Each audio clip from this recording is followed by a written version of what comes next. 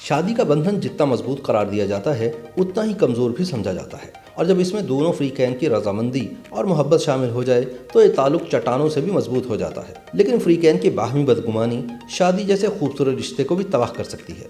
کئی پاکستانی شوبز ستاروں نے محبت کے بعد جھٹ پٹ شادیاں کر لیں، لیکن ان میں کچھ بدقسمتی سے زیادہ عرصہ نہ چل پائے۔ آئیے جانتے ہیں انہی ناکام شادیوں کے بارے میں۔ نعیم بخاری اور طاہرہ سید کی گریسفل جوڑی کو لوگ رشک کی نگاہ سے دیکھتے تھے۔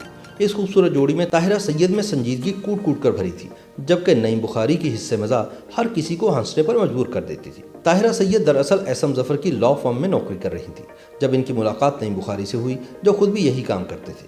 طاہرہ سید جلد ہی نعیم بخاری کی پروقار شخصیت اور ان کی حصے مزاح سے متاثر ہو گئی۔ پھر نعیم بخاری نے انہیں پرپوز کیا اور دونوں کی شادی ہو گئی۔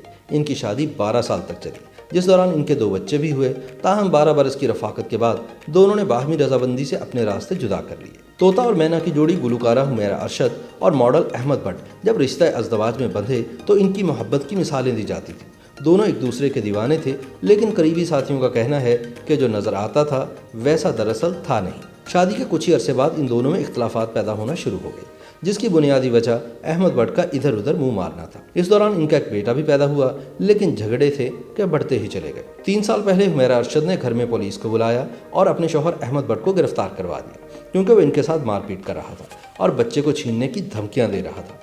حمیرہ ارشد کا کہنا تھا کہ احمد ہر لڑائی کے بعد چند دن صحیح رہتا ہے اور پھر پیسوں کی ڈیمانڈ کرتا ہے۔ اب کہتا ہے کہ مجھے گھر لے کر دو، جبکہ احمد بٹ کا کہنا تھا کہ حمیرہ کے گھر والے مجھے مارتے ہیں۔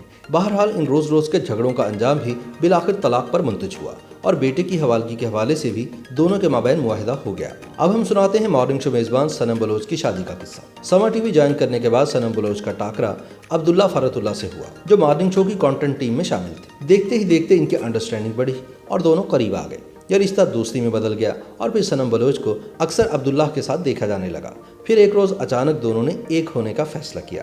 یاد رہے کہ سنم بلوچ کی اس سے پہلے بھی ایک شادی ہو چکی تھی جو زیادہ دیر نہ چل پائی، لیکن عبداللہ کی یہ پہلی شادی تھی۔ اس دوران عبداللہ نے بھی اداکاری کے میدان میں قدم رکھ دیا اور سنم بلوچ بھی اکثر ان کے ساتھ کام کرتی نظر آئی، لیکن پھر دونوں میں اختلافات پیدا ہونا شروع ہو گئے۔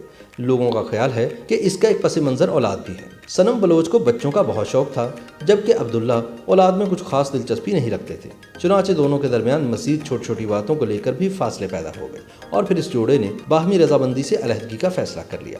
گلوکار اور اداکار نعمان جاوید نے سن 2016 میں گلوکارہ فریحہ پرویز سے شادی کی۔ فریحہ اپنے بزرگ خاوند کے انتقال کے بعد کئی برسوں سے تنہا تھی اور ان کی زندگی میں کوئی مرد نہیں تھا، لیکن نعمان جب ان کی زندگی میں آئے تو سب کو یقین ہو گیا کہ محبت کی یہ شادی ضرور رنگ لائے گی۔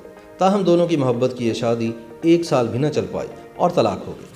فریحہ سے علیحدہ ہونے کے فوری بعد نعمان نے جانا ملک سے شادی کر لی، لیکن یہ بھی زیادہ عرصہ نہ چل پائی اور اس کا انجام بھی طلاق پر ہی ہوا۔